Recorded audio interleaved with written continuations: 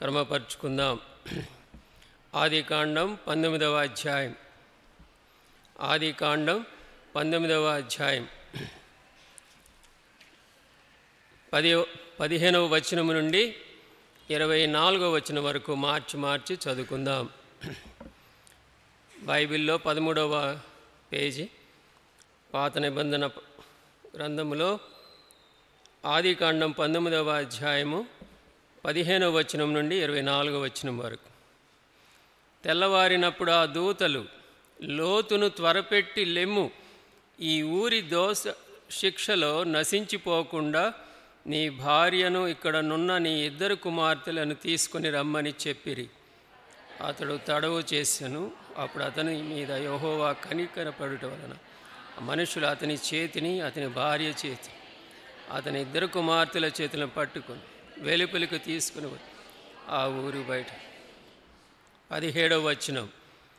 ఆ దూతలు వారిని వెలుపలికి తీసుకొని వచ్చిన తర్వాత ఆయన, నీ ప్రాణమును దక్కించుకొనున్నట్లు పారిపొమ్ము, నీ వెనుక చూడకము, ఈ మైదానములో ఎక్కడను నిలువక నీవు నశించిపోకుండా ఆ పర్వతమునకు పారిపొమ్మని చెప్పగా, లోతు, ప్రభువా, అలా ఇదిగో నీ కటాక్షము నీ దాసుని మీద వచ్చి ప్రాణము రక్షించడం వలన నీవు నా ఎడల కనుపరిచిన నీ కృపను ఘనపరిచి నేను ఆ పర్వతమునకు తప్పించుకొని పోలేను, ఈ కీడు నాకు సంభవించి చచ్చిపోదుని.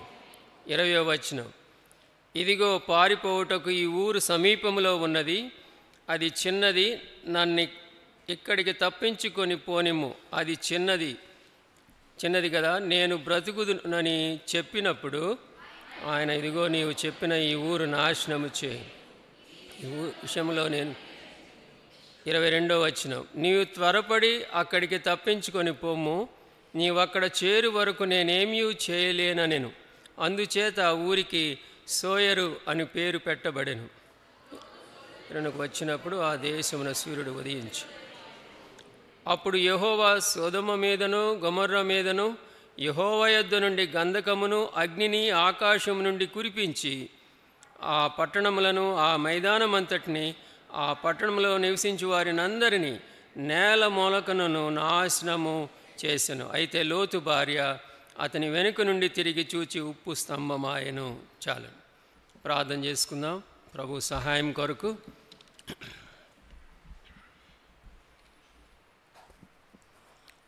అద్వితీయ సత్యదేవుడు అయిన మా ప్రభువా, యథార్థవంతుడమైన దేవా, నీకు వందనాలు స్తోత్రాలు చెల్లిస్తున్నాం.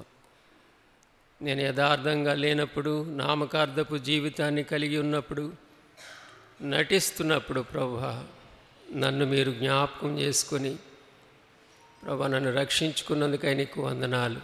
నీ ప్రియకుమారుడైన యేసుక్రీస్తు వారిని బట్టి, ఆయన సిలువలో చేసిన బలియాగాన్ని బట్టి, చిందించిన ప్రశస్తమైన రక్తాన్ని బట్టి ప్రభా నాకు మారు మనసు పాప క్షమాపణ దయచేసి నన్ను నీ బిడ్డగా చేసుకున్నారు ప్రభా, నీకు వందనాలు.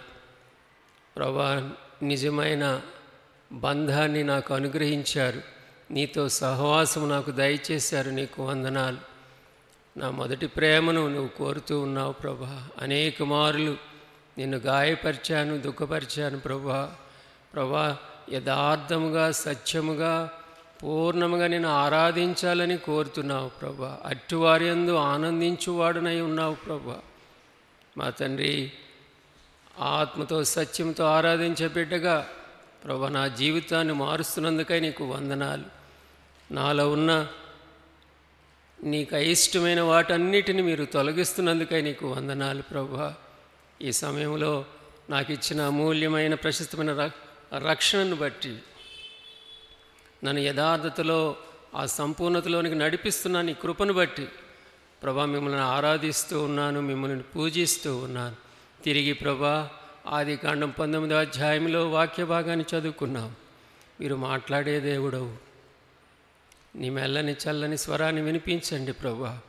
అయోగ్యుడినని నన్ను జ్ఞాపకం చేసుకునండి, నీ సిలుచాటును మరుగుపరిచి నాతో మాతో మాట్లాడుమని ప్రభా చేరి వచ్చిన ప్రతి ఒక్కరూ ఆత్మీయంగా మేలు పొందటానికి ప్రభా క్షేమాభివృద్ధి కలిగి ఇక్కడి నుంచి వెళ్ళటానికి మీరే సహాయం చేయమని మహిమ ఘనత మీకే చెల్లిస్తూ యేసు ప్రభువారి శ్రేష్టమైన నామములో ప్రార్థించి వేడుకొంచున్నాము తండ్రి. ఆమెన్.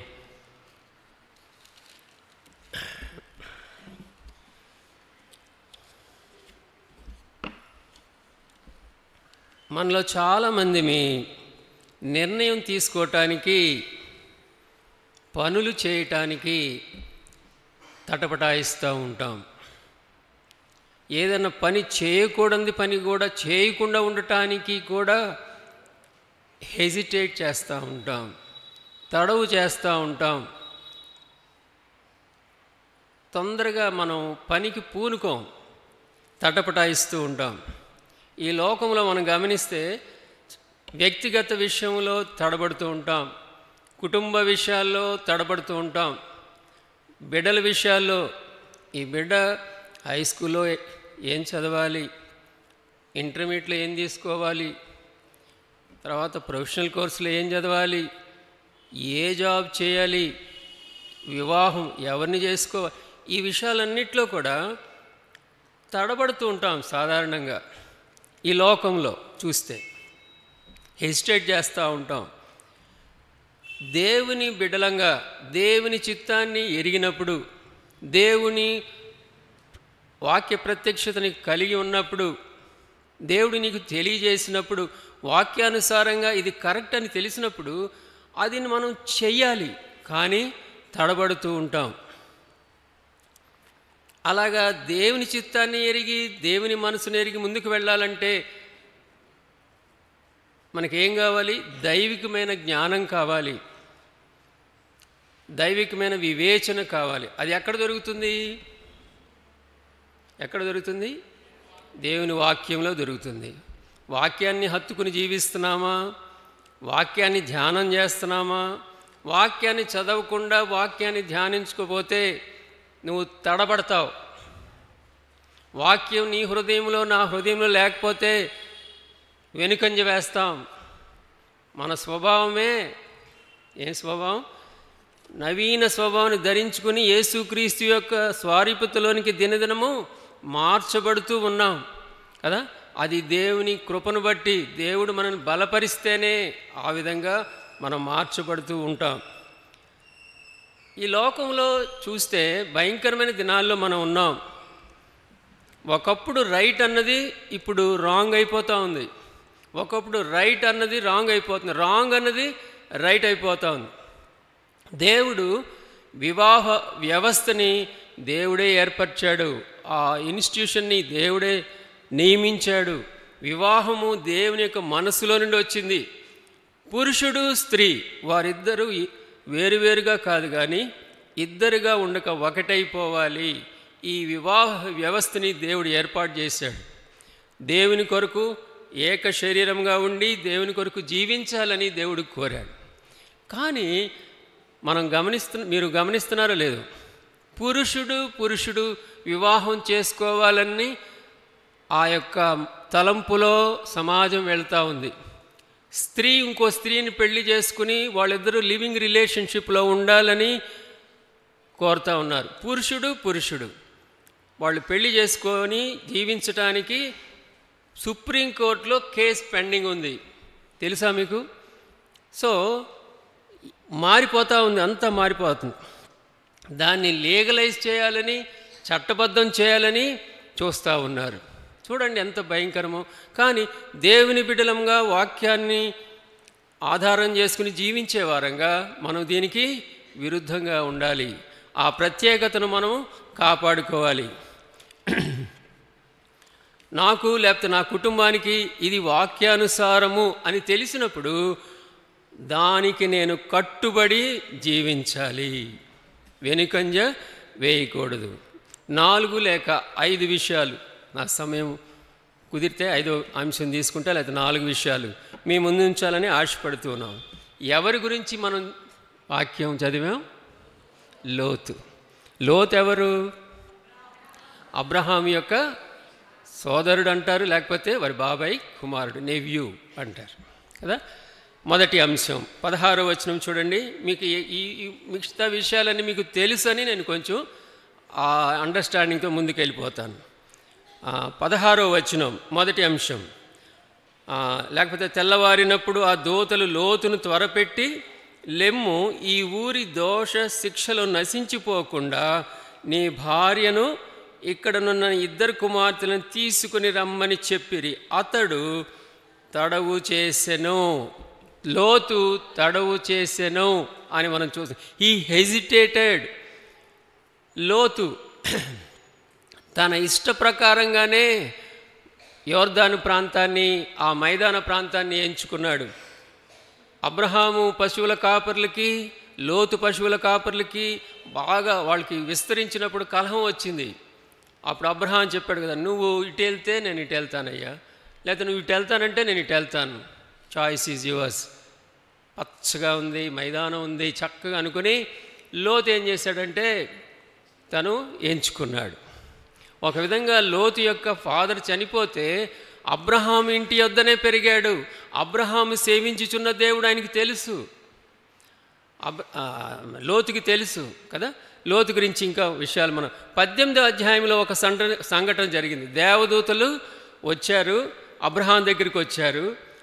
అబ్రహాం దగ్గరికి వస్తే మంచి ఆతిథ్యము అబ్రహాం ఇచ్చాడు. వాళ్ళు ఆతిథ్యం అయిపోయిన తర్వాత వెళ్ళిపోతూ ఉన్నారు. దూతలు వెళ్తుంటే ఎక్కడికి వెళ్తున్నారు అని అడిగితే సొదొమ గొమొర పట్టణముల మీదకి దేవుని శిక్ష రాబోతూ ఉంది, అందుకనే మేము వెళ్తున్నామన్నప్పుడు అబ్రహాము ఎంత మంచి విశ్వాసి అంటే, ఎంత మంచి మనసు కలిగిన వ్యక్తి అంటే వెంటనే తనకి లోతు కుటుంబం గుర్తుకొచ్చేసి, అది గుర్తొచ్చి రాగానే ఏం చేశాడు అబ్రహాం? ఏం చేశాడు? అబ్రహాం ప్రార్థన చేస్తూ ఉన్నాడు. ఏమని ప్రార్థన చేశాడు? విజ్ఞాపన ప్రార్థన చేస్తూ ఉన్నాడు. 18వ అధ్యాయంలో చూస్తాం. ప్రభువా, ఈ పట్టణంలో 50 మంది నీతిమంతులుంటే ఈ పట్టణముని కాపాడవా? 45 మంది ఉంటే, 40 మంది ఉంటే, 30 మంది ఉంటే, 20 మంది ఉంటే, 10 మంది నీతిమంతులుంటే కాపాడవా ప్రభువా అని గోజాడి ప్రార్థన చేస్తూ ఉన్నాడు. ఆయనకి ఏం పట్టిందండి? కానీ తన తమ్ముని పట్ల, తన సహోదరుని పట్ల, తన పొరుగువాని పట్ల తన కన్సర్న్, అతడు సురక్షితంగా కాపాడబడాలి, తన కుటుంబం కాపాడబడాలని. ఎంతమంది రక్షింపబడ్డారండి? ఎంతమంది తప్పించబడ్డారు? లోతు భార్య, 2, 4, 10 మంది నీతిమంతులు ఉంటే చాలంట. ఈ ప్రార్థన ప్రకారంగానే చూస్తే 10 మంది ఉన్నారా? ఏమండి ఏమ్మా, 10 మంది ఉన్నారా? లేరు కదా. మరి ఎట్లా రక్షిస్తాడు దేవుడు కదా? అక్కడ ఒక మాట ఉంది చూడండి. అతడు తడవు చేశాను, అప్పుడు అతని మీద యెహోవా కనికర. నాకు ఈ మాట చాలా నచ్చింది కదా. అతడు తడవు చేశాను. ఏంటయ్యా నువ్వు హెసిటేట్ చేస్తున్నావని అన్నాడు ప్రభు. అప్పుడు అతని మీద యెహోవా కనికరపడ్డాడు. ఎందుకు కనికరపడ్డాడు తెలుసా? అబ్రహాము చేసిన ప్రార్థన. 29వ వచనం చూడండి, 19:29. దేవుడు ఆ మైదానపు పట్టణములను పాడు చేసినప్పుడు దేవుడు అబ్రహామును జ్ఞాపకము చేసుకుని లోతు కాపురమున్న పట్టణములను నాశనము చేసినప్పుడు ఆ నాశనము మధ్యన లోతు నశించకుండా అతని తప్పించారు. అబ్రహామును బట్టి, అబ్రహాము చేసిన ప్రార్థనను బట్టి, అబ్రహాము యొక్క యథార్థ లేకపోతే నిజమైన సత్యవంతమైన జీవితాన్ని బట్టి, ఆ ట్రూనెస్ని బట్టి ఎవరిని రక్షించాడు ఆయన? ఎవరిని? లోతు కదా. కనికరపడెను అంటు. ఈ మాట ఒక్కసారి కనికరపడెను, అతని తప్పించెను, లోతుని తప్పించెను అని చూస్తాం. కనికరింపబడు వారు ధన్యులు, వారు కనికరాన్ని పొందుతారు కదా. మత్తయి సువార్తలు తెలుసు. దేవుని బిడ్డలంగా మనకి వినగలిగే చెవులు ఉండాలి, చూచే కన్నులు ఉండాలి, గ్రహించే మనసు ఉండాలి. అప్పుడు మాత్రమే మనము ఇతరుల పట్ల కనికరాన్ని చూపించగలము. ఏంటని అలా అంటున్నారు? ఆత్మీయమైన చెవులు నీకున్నాయా? నాకున్నాయా? ఆత్మీయమైన చెవులు. తోటి విశ్వాసుల యొక్క బాధ, వాళ్ళ యొక్క నిట్టూర్పులు, వాళ్ళ యొక్క వేదన, వాళ్ళ యొక్క నిశ్శబ్దపు కేకలు నీకు నాకు వినిపిస్తున్నాయా? ఆత్మీయమైన కుటుంబంలో ఉన్నాం, సంఘంలో సహవాసంలో ఉన్నాం, కుటుంబాలుగా ఉన్నాం, ఒక కుటుంబంగా ఉన్నాం. ఈ కేకలు ఎప్పుడు వినిపిస్తాయి తెలుసా? నేను అమూల్య దగ్గరికి వస్తే అమూల్య మాటలు నాకు వినిపిస్తాయి. నేను అమూల్యకి దూరంగా ఉంటే ఆ మాటలు నాకు వినిపించవు. అందుకే గృహదర్శనాలు ఎందుకండి? ఇంటికి వెళితే వాళ్ళ బాధ, వాళ్ళ నిట్టూర్పు, వాళ్ళ యొక్క రోదన వేదన మనకి వినిపిస్తుంది. అప్పుడు కనికరాన్ని నువ్వు గృహాలు దర్శించవు, తోటి వారిని పలకరించవు. ఎలా వినిపిస్తుంది నీకు? ఆత్మీయమైన కన్నులు ఉండాలి. తోటి విశ్వాసుల బాధని, మనోవేదాన్ని, దుఃఖాన్ని చూడగలుగుతున్నామా? కొంతమందిని ప్రైజ్లాడక్క అంటే కన్నీళ్ళు వస్తాయి వాళ్ళకి, ప్రైజ్లాడన్నంటే కన్నీళ్ళు వస్తాయి. మా మనవడు రెయిన్బో హాస్పిటల్లో ఉండి నెల రోజులయ్యింది. కన్నువాపు తగ్గుతుంది, వస్తుంది. ఎప్పుడు డిశ్చార్జ్ అవుతారా అని చూస్తాను. నన్ను కదిపితే కదా తోటి నాకేలాగా ఉంది. చాలామంది ఉన్నారు, వాళ్ళ జీవితాల్లో, వాళ్ళ కుటుంబాల్లో ఎంత వేదన ఉందో, ఎంత దుఃఖం ఉందో. ఆర్థికపరమైన ఒత్తిడి అవ్వచ్చు, మానసికమైన ఒత్తిడి అవ్వచ్చు, ఆత్మీయంగా ఒత్తిడి అవ్వచ్చు. పలకరిస్తున్నామా? వాళ్ళని పలకరిస్తున్నామా? వాళ్ళ గురించి ప్రార్థన చేస్తున్నామా? కొంతమంది ముఖాలు చూస్తే తెలిసిపోద్ది. అలా వాళ్ళ హృదయ గుండెల్లోకి తొంగి చూడాలి, నువ్వు చూడగలగాలి. లేకపోతే యథార్థత నీలో నాలో లేదు. ప్రియ సహోదరుడా, ఆయన కనికరపడ్డాడు, కనికర సంపన్నుడు, కరుణా సంపన్నుడు మన దేవుడు. ఆదికాండము 40వ అధ్యాయము 5వ వచనం చూడండి ఒకసారి. వారిద్దరూ అనగా చెరసాలలో బంధింపబడిన ఐగుప్తు రాజు యొక్క పానదాయకుడును భక్ష్యకారును ఒకటే రాత్రి అందు కలలు గనిరి, ఒక్కొక్కడు వేరువేరు భావముల కలెను. తెల్లవారినప్పుడు యోసేపు వారి యొద్దకు వచ్చి వారిని చూడగా వారు చింతాక్రాంతులై ఉండిరి. అతడు ఎందుచేత నేడు మీ ముఖములు చిన్నబోయి ఉన్నవని భయపడిపోతా ఉన్నారు. పానదాయకుడికి భక్ష్యదాయకుడికి కలలు వచ్చాయి. రాజు కలభావం చేసి చంపేస్తాడేమో, అమ్మో ఏం ఈ కలభావం తెలియదు, భయపడిపోతున్నారు. ముఖాలన్నీ చిన్నబోయి దుఃఖాక్రాంతులై చింతాక్రాంతులైపోయారు. ప్రియ సహోదరుడా, మనం కనికరం అంటే ఏంటంటే దయాజాలి కాదు, కానీ అంతకంటే మించి ఏమండి వారికి సహాయము చేయాలనే తపన కలిగి వారి గురించి ఒక అడుగు ముందుకేయటం కదా. Compassion, the human quality of understanding the sufferings of others and willing to do something. కనికరం చూపిస్తున్నామా? యేసు ప్రభువారు శరీరధారిగా ఉన్నప్పుడు, ఆయన పరిచర్య జరిగిస్తున్నప్పుడు వారు కాపరులేని గొర్రెల వలె విసికి చెదరి ఉన్నందున వారిని చూచి ఆయన కనికరపడ్డాడు. హీ మూడ్ విత్ కంపాషన్ కదా. ఎరుకో నుండి యేసు ప్రభువారు వెళ్తా ఉంటే గ్రుడ్డి భిక్షకుడు, ఎవరండి ఆయన? భర్తమై కదా, రోడ్డు త్రోవ పక్కన కూర్చుండి, దావీదు కుమారుడా నన్ను కరుణింపుము, నన్ను కనికరించుము అని కేకలేస్తుంటే ఊరుకోవాయి అని చెప్పి గట్టిగా తిట్టారు. మరీ ఎక్కువగా ఏం చేశాడు? దావీదు కుమారుడా నన్ను కరుణించు, నన్ను కరుణించు అని కేకలు వేస్తే యేసు ప్రభు ఏం చేశాడో తెలుసా? అమ్మాయి చూడండి అమ్మ, యేసు ప్రభు ఏం చేశాడు?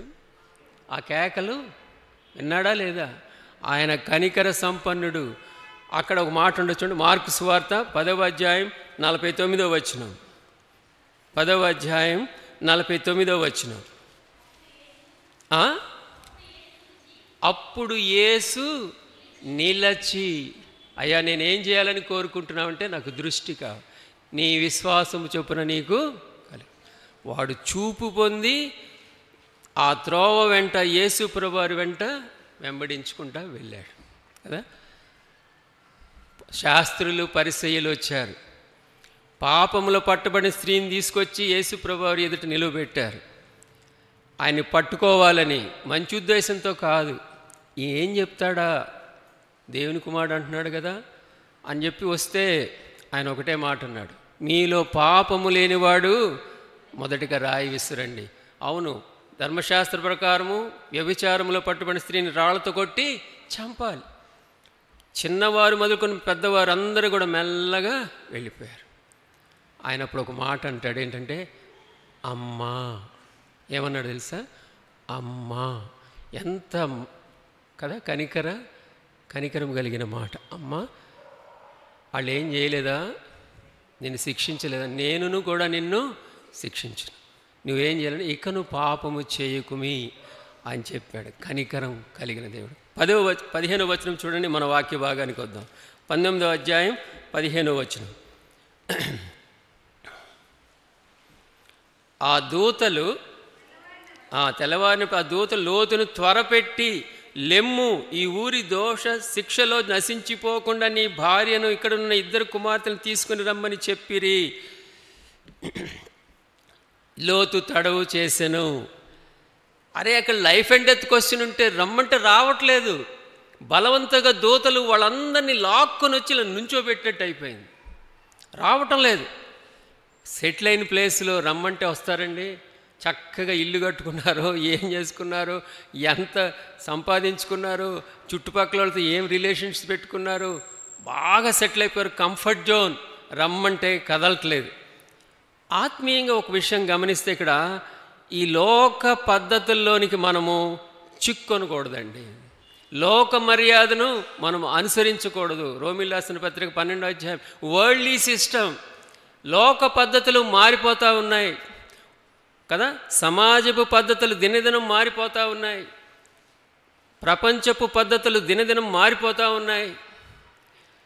ప్రియ సహోదరుడా, ఇంగ్లీష్లో ఏముందంటే don't get entangled in the worldly system కదా.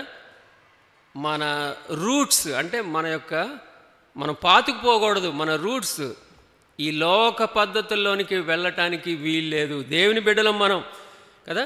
లోకము దాని ఆశయు గతించిపోను కానీ ఆయన మాటలు కదా, ఆయన మాటలు నిత్యము నిలుచురు. రెఫరెన్స్ నేను చూపించట్లా. లోక పద్ధతులు కాదు కానీ దేవుని మార్గంలో మనం ఉండాలి. ఆయన సత్య మార్గంలో మనం ఉండాలి. ఆయన సత్యాన్ని ఎరిగాం, వాక్యం మనకి తెలుసు, ఆయన చిత్తం తెలుసు. కాబట్టి ఆయన మార్గంలో మనము ఉండాలి. ఎందుకంటే ఒకానొక దినాన ఈ లోకం గతించిపోతుంది. కాబట్టి హోషేయ గ్రంథం 14వ అధ్యాయం 9వ వచనంలో ఏముంటుందంటే, దేవుని మార్గములు సత్యములు, నీతిమంతులు దానిని అనుసరించి నడుచుకుంటారు. దేవుని మార్గములు, ఆయన సత్యవంతుడైన దేవుడు, యథార్థవంతుడైన దేవుడు, నీతిమంతుడు, న్యాయవంతుడు. ఆయన మార్గములు సత్యములు. దానియేలు గ్రంథంలో ఒక మాట ఉంటుంది, 4వ అధ్యాయం 37వ వచనం. ఆయన మార్గములు న్యాయమైనవి. కాబట్టి ఈ లోక పద్ధతుల్లో చిక్కొనకుండా మనం దేవుని మార్గంలోనికి రావాలి. లోతు ఏం చేశాడంటే, దేవుడు చాలా చక్కగా క్లియర్గా రమ్మని చెప్తే తడవు చేశాను, హెసిటేట్ చేశాడు. దేవుని చిత్తాన్ని, దేవుని మార్గాన్ని, సత్యాన్ని ఎరిగినప్పుడు మనము సంకోచింపకూడదు. దేవునికి విధేయత చూపించాలి. ఆయన మాట ప్రకారంగా మనము లోబడాలి. లోతు హెసిటేట్ చేశాడు. రెండో అంశం చూడండి, 17వ వచనం. ఆ దూతలు వారిని వెలుపలికి తీసుకుని వచ్చిన తర్వాత, ఆయన నీ ప్రాణమును దక్కించుకొనున్నట్లు పారిపొమ్ము, నీ వెనుక చూడకము, ఈ మైదానంలో ఎక్కడను నిలువక నీవు నశించిపోకుండా ఆ పర్వతమునకు పారిపొమ్మని చెప్పగా. దేవుడు ఏం చెప్తున్నాడంటే, లోతుని ముందు బయటికి రమ్మని చెప్తే తడవు చేశాడు. రెండోది, రాయ్యా నువ్వు ఎక్కడికి వెళ్ళమంటున్నాడు దేవుడు? ఆ పర్వతం దగ్గరికి వెళ్ళయ్యా అని చెప్తా ఉన్నాడు. నీవు నీ ప్రాణమును దక్కించుకొనున్నట్లు పారిపొమ్ము, నీ వెనుక చూడకుము, ఈ మైదానములో ఎక్కడను నిలువక కదా. దుష్టుల ఆలోచన చొప్పున నడువక, పాపుల మార్గమున నిలువక. మనోడు ఎక్కడి నుంచి ఉన్నాడు? లోతు గారు నీవు నశించిపోకుండా ఆ పర్వతమునకు పారిపోమని చెప్పగా you must be hurry to go to a safer place. ఆ దూత లిటరల్గా తెచ్చి బయట నుంచోబెడితే లోతు రియాక్షన్ ఎలా ఉందో తెలుసా? నీ ప్రాణమును దక్కించుకొనున్నట్లు పారిపో, నువ్వు నశించిపోకుండా ఆ పర్వతమునకు పారిపో అని చెప్తున్నావు. ఇక్కడ ఒక ఆత్మీయ పాఠాన్ని నేర్చుకుందాం. ఆ పర్వతం దగ్గరికి పారిపో. ఆ పర్వతం కదా, ఆ పర్వతం దేన్ని సూచిస్తుందంటే కదా, గొల్గతా లేకపోతే ఆ కలువరి కొండని సూచిస్తూ ఉంది. ఆ కొండ దగ్గరకు నువ్వు ఆత్మీయంగా, అంటే నువ్వు సజీవంగా ఉండాలంటే, నువ్వు బ్రతకాలంటే, నశించిపోకుండా ఉండాలంటే ఆ పర్వతం దగ్గరికి, ఆ కలువరి కొండ దగ్గరికి, ఆ సిలువ దగ్గరికి, నీ కొరకు నా కొరకు ప్రాణం అర్పించిన యేసయ్య దగ్గరికి నువ్వు రావాలి. నీవు నేను ఇందాక ఆరాధనలో చూసాం, యథార్థంగా ఎప్పుడు ఆరాధించగలమంటే ఆ పర్వతం దగ్గరికి వచ్చినప్పుడే, యేసయ్యను కలిగి ఉన్నప్పుడే, ఆయన సన్నిధిని అనుభవిస్తున్నప్పుడే అనుభవపూర్వకంగా ఆరాధించగలం. లేకపోతే నామినల్గా ఆరాధన చేస్తాం. రే సహోదరుడా, you need to come to the mountain of Calvary to be saved. You must come to the cross. You must come to Jesus. Yesu ప్రభు దగ్గరికి రా. ఎవరైనా సురక్షితంగా ఉండాలంటే ఖచ్చితంగా ఆ పర్వతం దగ్గరికి, అనగా యేసు ప్రభు వారి దగ్గరికి రావాల్సిందే. లోతుడు ఇక్కడ కూడా ఏం చేస్తున్నాడండి? లోతు ఏం చేశాడు? మొట్టమొదట తటపడాయించాడు. తర్వాత ఏం చేస్తున్నాడు? లోతు ఏమంటాడు? ప్రభువా నేను అల్లను అంటున్నాడు. మన భాషలో అనుకుందాం, నేను పోను అంటున్నాడు. అరే ఎవరితో మాట్లాడుతున్నాడు? దేవునితో మాట్లాడుతున్నాడు. దేవునితో మాట్లాడుతూ దేవునికే సలహా ఇస్తున్నట్టుగా ఉంది. చూడండి ఒకసారి. లోతు, ప్రభువా అలాగు కాదు, ఇదిగో నీ కటాక్షం నీ దాసుని మీద వచ్చినది, నా ప్రాణము రక్షించడం వలన నీవు నా యెడల కనబరిచిన నీ కృపను ఘనపరిచితివి. నేను ఆ పర్వతమునకు తప్పించుకొని నేను వెళ్ళను. ఈ కీడు నాకు సంభవించి చచ్చిపోయేది. దేవుడు చచ్చిపోవడానికి వెళ్ళమంటాడండి? ఆ సిలువు దగ్గరికి వస్తే నువ్వు బ్రతుకుతావు, కొండ దగ్గరికి వస్తే నువ్వు బ్రతుకుతావు, నువ్వు సురక్షితంగా ఉంటావు. 18వ వచనంలో కదా, నీ కటాక్షం, ప్రభువా అలాగు కాదు అని దేవునికే సలహా ఇస్తున్నట్టుగా మనం చూస్తాం. ఎలాంటి పరిస్థితులు, ఒక పక్క సొదొమ గొమొర్రా పట్టణం మీద దేవుని తీర్పు పొంచి ఉంది, గంధకముతో అగ్నితో దహించబోతూ ఉన్నాడు దేవుడు. కానీ లైఫ్ అండ్ డెత్ క్వశ్చన్ కదా. మన వరదలు వచ్చినాయి, ఎక్కడ? విజయవాడలో వరదలు వచ్చినాయి కదా. కింద సెల్లారు, కింద ఫస్ట్ ఫ్లోర్ అంతా నీళ్ళు వచ్చేసినాయి. ఒక పక్క వరద వచ్చేస్తుందండి. వచ్చేస్తుంటే ఏం చేస్తాం? అమ్మో నా ల్యాప్టాప్ ఉంది, నా గోల్డ్ ఉంది సేఫ్లో, ఐరన్ సేఫ్లో, తర్వాత అవి ఉన్నాయని చెప్పి అవి తీసుకుంటూ ఉంటాం. నీళ్ళు వచ్చేస్తున్నాయి, బతికి బట్ట బయటగా మనం పరిగెత్తుతాం. మనం ఆ సమయంలో పెద్దోళ్ళు కూడా, వృద్ధాప్యంలో ఉన్నవాళ్ళు కూడా పరిగెత్తుతారు, ఎక్కడ లేని శక్తి తీసుకు. మన లోతు ఏం చేస్తున్నాడు? లోతు గారు అలా కాదు, నేను వెళ్ళను ప్రభువా. ఇంకా ఏమంటున్నాడు చూడండి, 19వ వచనం. నీవు నా ఎడలు కనబరిచి నీ కృపను గణపరిచి నేను ఆ పర్వతమునకు తప్పించుకు పోలేను అంటాడు. ఇంకేమంటున్నాడు? ఇదిగో పారిపోవటకు ఈ ఊరు సమీపంలో ఉన్నది, అది చిన్నది, నన్ను అక్కడికి తప్పించుకొని పోనిము, అది చిన్నది కదా, నేను బ్రతుకుదునని చెప్పాడు. దేవునికి ఏం చెప్తానంటే, అది చిన్నది, నేను అక్కడికి వెళ్ళను, ఇక్కడే ఉంటాను, నేను బ్రతుకుతాను. దేవుడేమో నువ్వు బ్రతుకున్నట్లు, నశించిపోకుండా ఉండేటట్లుగా, నువ్వు సజీవుడిగా ఉండటానికి ఆ పర్వతం దగ్గరికి వెళ్ళయ్యా, నువ్వు సురక్షితంగా ఉంటావంటే నేను వెళ్ళను, నేను ఈ చిన్న సోయర్ దగ్గరే ఉంటాను అంటున్నాడు.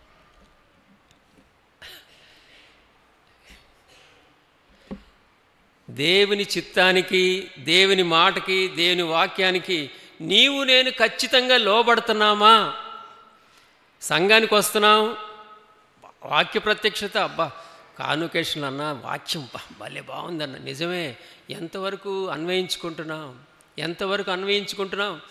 నీతిమంతుడని యోసేపు గురించి బాగా చెప్పారన్న, మరియమ్మ గారి గురించి బాగా చెప్పారన్న, ఏలియా గారి గురించి నిజమే బాగా చెప్పారు, యథార్థత గురించి చాలా చక్కగా జరిగినాయి నిజమే. ఎంతవరకు జీవిస్తున్నాం, మన బ్రతుకులు ఎలాగున్నాయి, దేవునికి విధేయత లోతు ఏమంటున్నాడంటే నేను వెళ్ళను, కానీ దేవుడు ఎంత కనికరం చూపించాడండి, కనికరం చూపించాడు. అది మనం మర్చిపోకూడదు, మనం లోబడాలి. We must be willing to say yes to the will of God and the word of God. దేవుని చిత్తానికి, దేవుని మాటకు మనం లోబడాలి కదా. ఇందాక ఆరాధనలో కూడా తమ్ముడు చెప్పాడు, ఆ సంగతులు జరిగిన తర్వాత దేవుడు అబ్రహామును ఏమన్నాడండి, అబ్రహామా అని పిలిస్తే అబ్రహాం ఏమన్నాడు 22వ అధ్యాయంలో ఏమన్నాడండి, చిత్తము ప్రభు, ఎస్ లార్డ్ ఏమన్నాడు, ఎస్. లోతు ఒకవేళ ఎస్ లార్డ్ అంటే ఎంత బాగుండేది, కానీ అబ్రహాం ఏమంటున్నాడు తెలుసా, ఆ సంగతులు జరిగిన తర్వాత దేవుడు అబ్రహామును పరిశోధించను. దేవుడు అబ్రహామును అబ్రహామా అని పిలవగానే చిత్తము ప్రభువా అన్నాడా లేదండి? చూడండి 22వ అధ్యాయం. ఎట్లనగా ఆయన అబ్రహామా అని పిలవగా అతడు చిత్తము ప్రభువా, లేక లేక బిడ్డ పుట్టాడు కదా. నా మనవడు కొంచెం ఇదైతే నాకు దుఃఖం వచ్చేస్తుంది. ఆయనకి 100 సంవత్సరముల ప్రాయంలో పుట్టాడండి ఇస్సాకు. నాకు బలిగా ఇచ్చాయి, నీ మొదటి ప్రేమ నాకు కావాలి అన్నప్పుడు 11వ వచనం చూడండి. అప్పుడు అబ్రహాము తన కుమారుని వధించుటకు తన చెయ్యి చాపి కత్తి పట్టుకొనగా యెహోవా దూత పరలోకము నుండి అబ్రహామా అని అతని పిలిచాను. అందుకు అతడు ఎస్ లార్డ్, ఎస్ లార్డ్, చిత్తము ప్రభువా. అప్పుడు ఆయన చిన్నవాని మీద చెయ్యి వేయకము, అతనేమీ చేయి, నీకు ఒక్కడై ఉన్న నీ కుమారుని నాకియ్యా. అబ్రహాం డిడ్ నాట్ హెజిటేట్, వెనుతీయలేదు. లోతు వెనుకంజ వేశాడు. అర్థమవుతుందా మీకు? Whereas Abraham he did not hesitate, Lot hesitate చేశాడు. నీవు దేవునికి భయపడువాడని ఇందువలన నాకు కనబడుచున్నది. ఆ పర్వతం దగ్గరికి, బైబిల్లో పర్వతం అంటే చాలా రిఫరెన్స్లు ఉన్నాయి, కానీ దావీదు భక్తుడు ఏమంటే పరిశుద్ధ పర్వతము, యెహోవా పర్వతము, దాన్ని ఎక్కదగిన వాడెవడు కదా. కీర్తనలో ఉందా లేదా? 15వ కీర్తన 24వ కీర్తనలో చూస్తాం. చూడండి ఒక్కసారి 15వ కీర్తన చూద్దామా. యెహోవా నీ గుడారములో నివసింపదగిన వాడు ఎవడు, నీ పరిశుద్ధ పర్వతం మీద నివసింపదగిన వాడెవడు, యథార్థమైన ప్రవర్తన కలిగి నీతిని అనుసరించుచు హృదయపూర్వకంగా నిజము పలుకువాడే, యథార్థమైన జీవితం కలిగిన వాడు కదా, నీతిని అనుసరించి జీవించేవాడు, అతను మాత్రమే. ఆ పర్వతం అంటే సంబంధము ముందు ఉంటుంది, తర్వాత సహవాసం. ఆయనతో ఎవరు సహవాసం చేస్తారంటే యథార్థంగా ఉండేవాడు. నువ్వు దేవునితో చక్కటి సహవాసము, సన్నిహిత సహవాసం కలిగి ఉన్నావంటే నువ్వు యథార్థతలో ఆ సంపూర్ణ దిశ వైపు వెళ్తున్నావని అర్థం. నీకు యథార్థత లేదనుకో, ఆ పరిశుద్ధ పర్వతం మీద ఆయన్ని నువ్వు కలుసుకోవట్లేదు. ఇది ఇంకో అర్థాన్ని ఏంటంటే ఆత్మీయంగా ఉన్నతమైన స్థితిని గురించి తెలియజేస్తాం. ఆ పర్వతం దగ్గరికి వెళ్ళయ్యా, నువ్వు ఆత్మీయంగా అన్ని విధాలు బాగుంటావని చెప్తే వెళ్ళలేదు. 24వ కీర్తనలో చూస్తే చూడండి 3వ వచనం, 24వ కీర్తన 3వ వచనం. యెహోవా పర్వతమునకు ఎక్కదగిన వాడేవాడు, ఆయన పరిశుద్ధ స్థలంలో నిలువదగిన వాడేవాడు. వ్యర్థమైన దాని యందు మనస్సు పెట్టకు, కపటముగా ప్రమాణము చేయకు, నిర్దోషమైన చేతులను శుద్ధమైన హృదయం కలిగి ఉండువాడు, వాడు యెహోవా వలన ఆశ. ఇంకో మాట ఉంది, తన రక్షకుడైన దేవుని వలన నీతిమత్వము. యథార్థత ఎక్కడుందండి మనకి? దీని గురించి మాట్లాడంటే నాకు భయం వేస్తుంది, వణుకొస్తుంది. ఎందుకంటే మన మాట, ప్రతి మాట, ప్రతి ఆలోచన, ప్రతి చూపు యథార్థంగా ఉంటుందా? యథార్థంగా ఉంటుందా? ఇక్కడ ఆ పర్వతం దగ్గరకు వెళ్ళు లోతు అంటే నేను వెళ్ళను, నేను ఈ సోయర్లోనే ఉంటాను. చివరికి ఏం చేశాడో తెలుసా లోతు? చివరికి 19వ అధ్యాయం 30వ వచనం చూడండి. లోతు సోయరులో నివసించుటకు భయపడి తన 2 కుమార్తెలతో కూడా సోయరు నుండి పోయి ఆ పర్వతమందు చివరికి వెళ్ళాడు. అప్పుడు దాకా హెసిటేట్ చేశాడు, నేను వెళ్ళను అన్నాడు కదా. లోతు దేవునితో మాట్లాడుతుంటే దేవుడు కనికరి చూపించాడు, అబ్రహాముని బట్టి జ్ఞాపకం చేసుకున్నాడు. అయ్యా పర్వతం దగ్గరికి వెళ్ళి నువ్వు సేఫ్గా ఉంటావు, వెంటనే పారిపోయి వెళ్ళంటే మనం కూడా చాలాసార్లు ఏం చేస్తామంటే మనం వెళ్ళం కదా, మనం వెళ్ళం. కానీ 2 విషయాలు చూసాం. మనం దేవునికి విధేయత చూపించాలి, సురక్షితంగా మనము ఉండటానికి మనం తొందరపడాలి. 3వదిగా చూద్దాం 24వ వచనం. అప్పుడు యెహోవా సొదొమ మీదను గొమొర్ర మీదను యెహోవా యొద్ద నుండి గంధకమును అగ్నిని ఆకాశం నుండి కురిపించి ఆ పట్టణములను ఆ మైదానమంతటిని ఆ పట్టణంలో నివసించు వారినందరినీ నేల మొలకలను నాశనము చేసెను. మొత్తం 3వ అంశం ఏంటంటే దేవుని తీర్పు ఉందండి మనకి. మనం తీర్పులోనికి తేబడతాం, మనం తీర్పుని తప్పించుకోలేం, జాగ్రత్త వహించాం. ఇక్కడ ఎంత భయంకరమైన తీర్పు ఉంది అక్కడ మనం చూస్తే, దేవుడు అక్కడ లోతు కుటుంబాన్ని తప్పించాడు, కనికరం చూపి వాళ్ళని తప్పించి. ఇది మామూలు విషయం కాదు. ప్రకటన గ్రంథం ప్రకారంగా చూస్తే భవిష్యత్తులో ఆయన రానై ఉన్నాడు, తీర్పు ఉంది, సంఘం ఎత్తబడుతుంది, మనకి 7 సంవత్సరాల శ్రమల కాలం, బహుశ్రమల కాలం ఉంటుంది. ఈ భూప్రపంచం మీద తీర్పు రాబోతూ ఉంది. ఎవ్వరు ఊహించని రీతిగా తీర్పు జరగనై ఉంది. అయితే సంఘానికి దేవుడిచ్చిన కృప ఏంటంటే సురక్షితంగా ఉంటావు. నువ్వు ఈ సమయంలో కింద ఉన్నారు, కొంతమంది పైన ఉన్నారు. నువ్వు సంఘములో ఉన్నావా, సహవాసములో ఉన్నావా, యేసుక్రీస్తు వారి యొక్క శరీరంలో అవయవాలుగా ఉన్నావా? ఒకవేళ నువ్వు లేకపోతే యేసు ప్రభు దగ్గరికి రా, ఆ పర్వతం దగ్గరికి రా. నువ్వు సంఘములో చేర్చబడితే సురక్షితంగా ఉంటావు. నిత్య మరణము నుండి నిత్య జీవానికి నువ్వు వస్తావు. నిత్యము నువ్వు భద్రపరచబడతావు. రావాలి. నేను ముందుకెళ్తాను, సమయం లేదు. 19వ అధ్యాయం 26వ వచనం. అయితే లోతు భార్య అతని వెనుక నుండి తిరిగి చూచి ఉప్పు స్తంభమాయను. She froze to death. ఒక స్తంభంలాగా స్తంభించిపోయింది. ఆమె ఏం చేసిందండి? లోతు భార్య నగలున్నాయేమో, లాకర్లో డబ్బులున్నాయేమో, ఆ చుట్టుపక్కల వాళ్ళు చాలా తిక్కు ఫ్రెండ్స్ అయిపోయారేమో, అవన్నీ అటాచ్మెంట్స్ అయిపోయాయి, బాగా అటాచ్మెంట్స్ వచ్చేసాయి. మనం ఈ లోకములో పరదేశములను యాత్రికులనై ఉన్నాం. అంటే ఇల్లు కట్టుకోవటం తప్పని కాదు, సంపాదించుకోవటం తప్పని కాదు. ఏ మోటితో సంపాదిస్తున్నావు?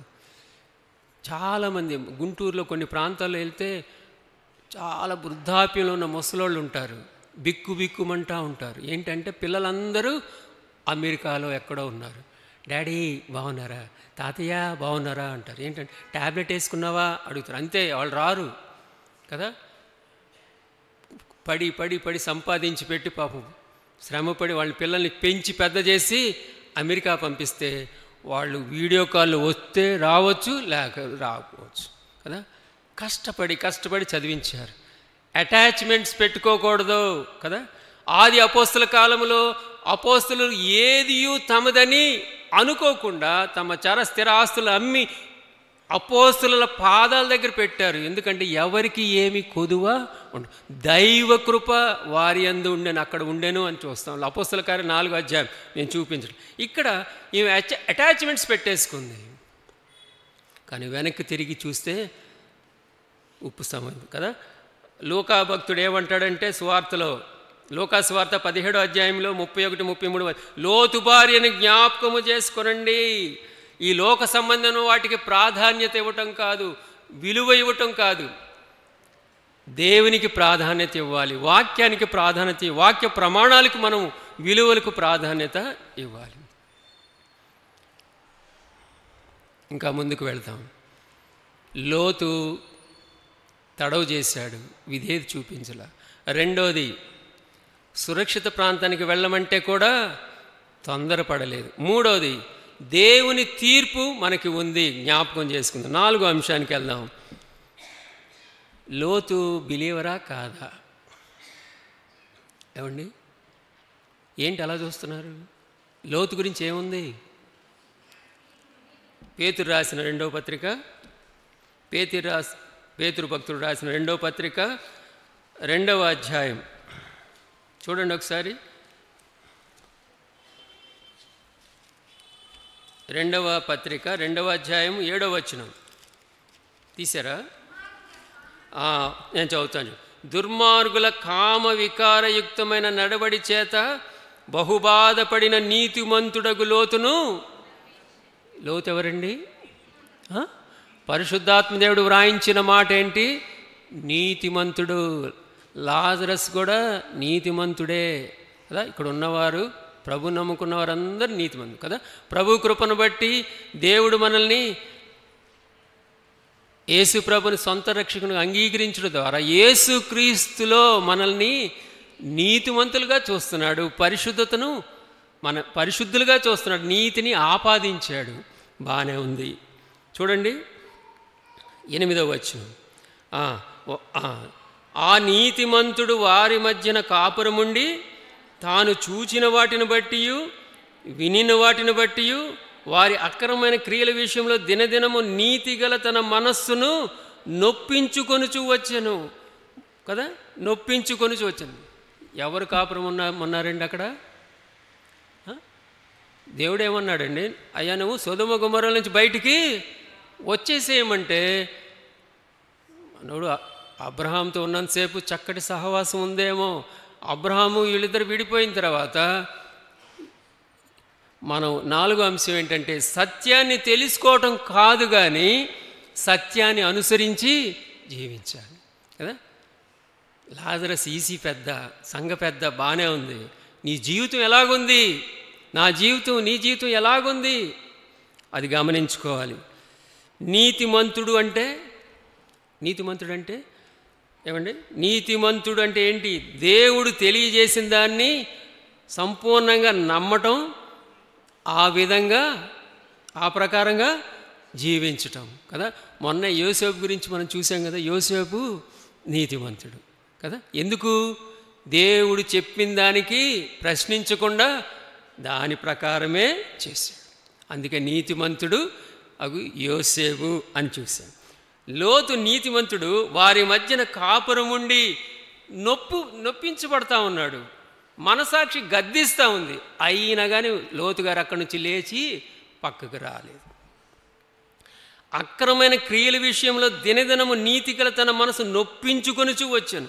దుర్మార్గుల కామ వికారయుక్తమైన నడవడి చేత కదండి, నడవడి చేత బహుబాధపడినాను.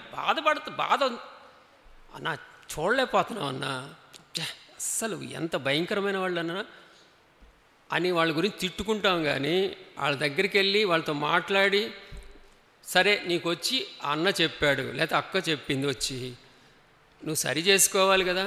అన్నా నాకు తెలుసు అన్నా, నేను ప్రార్థన చేస్తా. నువ్వు తెలుసు ప్రార్థన చేస్తా, బయటికి రా, ఆ పాపంలో నుంచి బయటికి రా. దేవుడు కాదన్నదాన్ని నువ్వు చేయకుండా బయటికి రా. U turn. పాత నిబంధనలో ప్రవక్తల ద్వారా దేవుడు పదే మీరు మరలండి, విగ్రహాల వైపు కాదు, జీవం గల దేవుని వైపు మరలండి. యు టర్న్ బ్యాక్, దేవుని వైపు మరలండి అన్నప్పుడు ఇశ్రాయేల్ చాలాసార్లు వాళ్ళు దేవుని వైపు తిరగలేదు. ఇక్కడ అక్కడే కాపురం ఉన్నాడు కానీ కదా. లోతు రాజీ పడిన విశ్వాసి.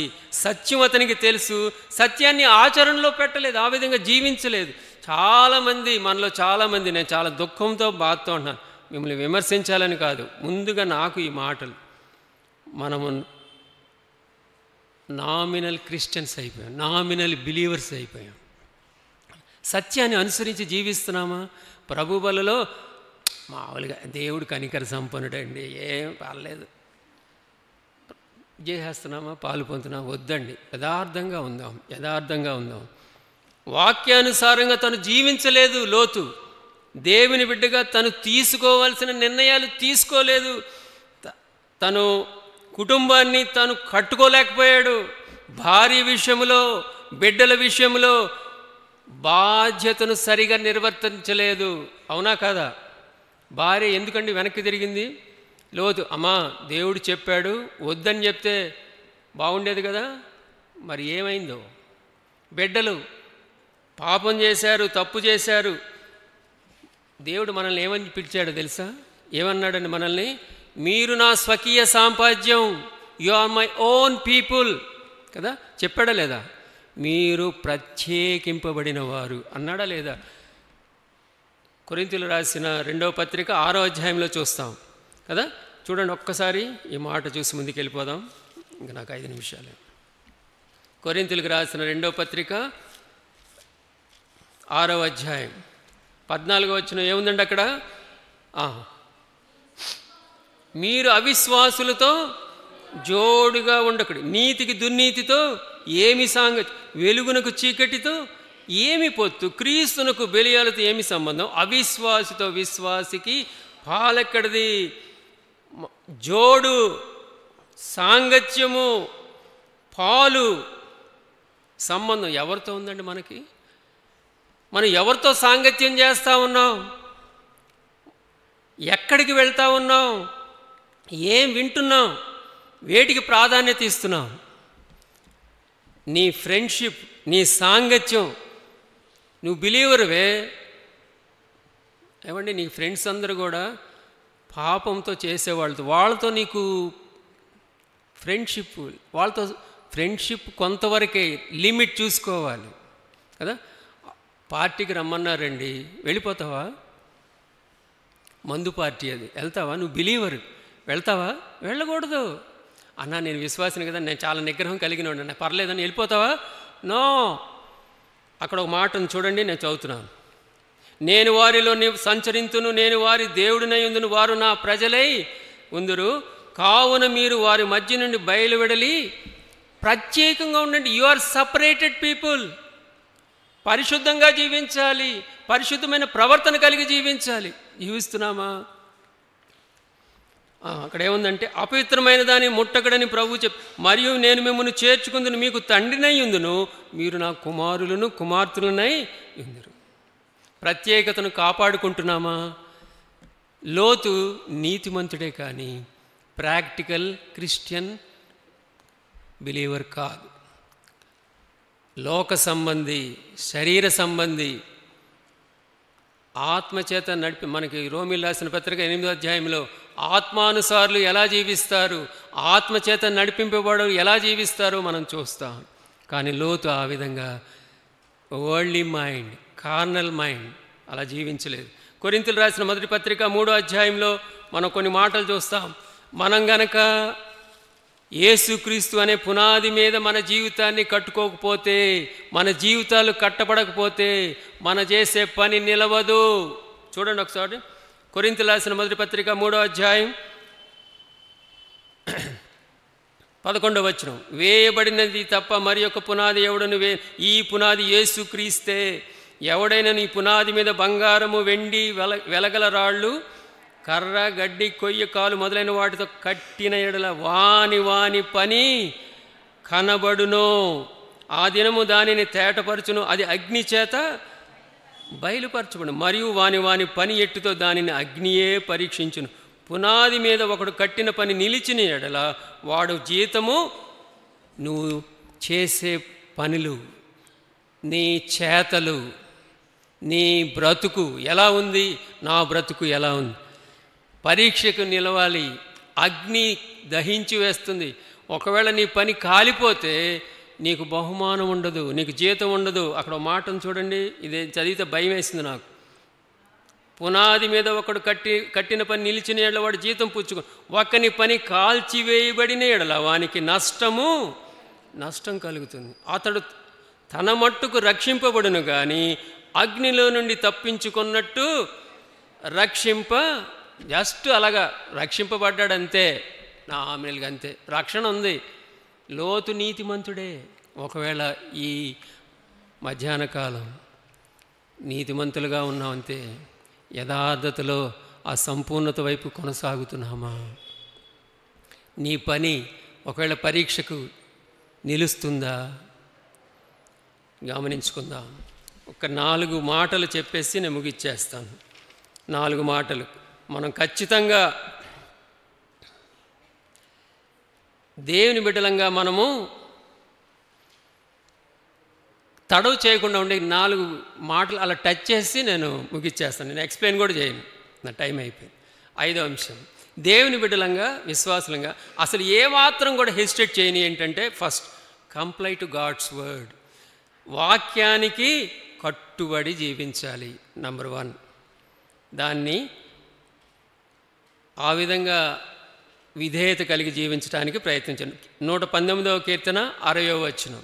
119వ కీర్తన 60వ వచనం, నీ ఆజ్ఞలను అనుసరించుటకు నేను జాగు చేయక త్వరపడితిని.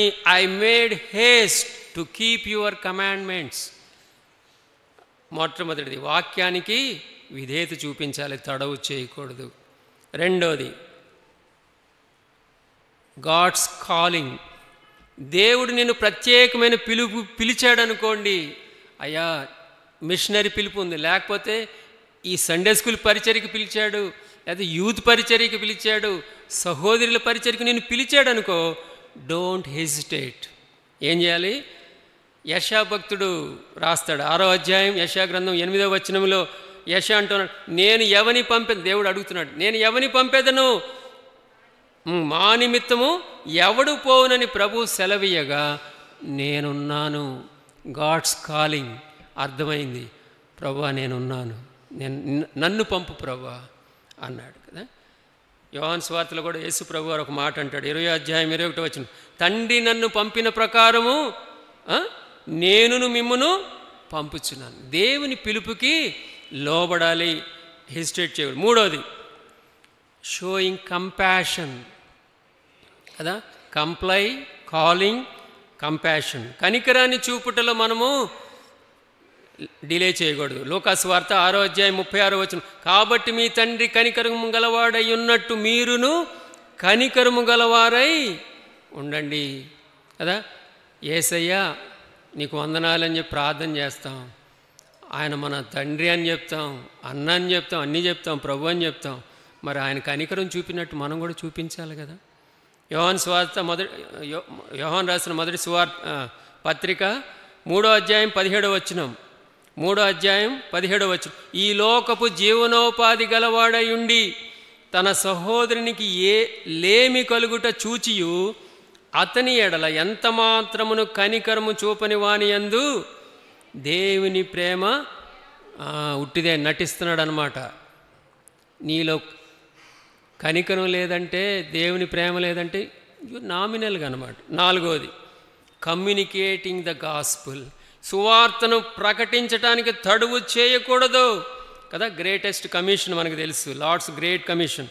మార్క్స్ వార్త 16వ అధ్యాయం 15వ వచనం, మరియు మీరు సర్వలోకమునకు వెళ్ళి సర్వ సృష్టికి సువార్తను ప్రకటించండి కదా. ఉదయాన్నే లగవంగానే ఏదండి ఇది, ఎక్కడుంది, ఇదిగో ఇక్కడ. ఇంతకుముందు బైబిల్ తీసి చదువుకునేవాళ్ళు, పోయింది అది. వాట్సాప్లో ఏం వచ్చినాయో ఏంటో అని చూసుకుంటున్నాను కదా.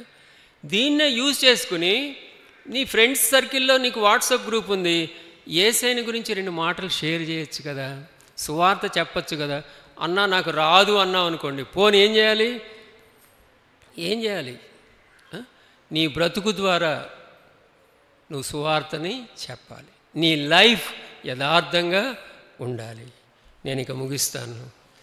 అబ్రహాము లోతు తీసుకుంటే, అబ్రహాము చిత్తము ప్రభా అన్నాడు, లోతు నేను అల్లను ప్రభా అన్నాడు. మాత్రం అచంచలమైన విశ్వాసం, దృఢమైన విశ్వాసం. విశ్వాసులకు తండ్రి అబ్రహాం, దేవుని స్నేహితుడు.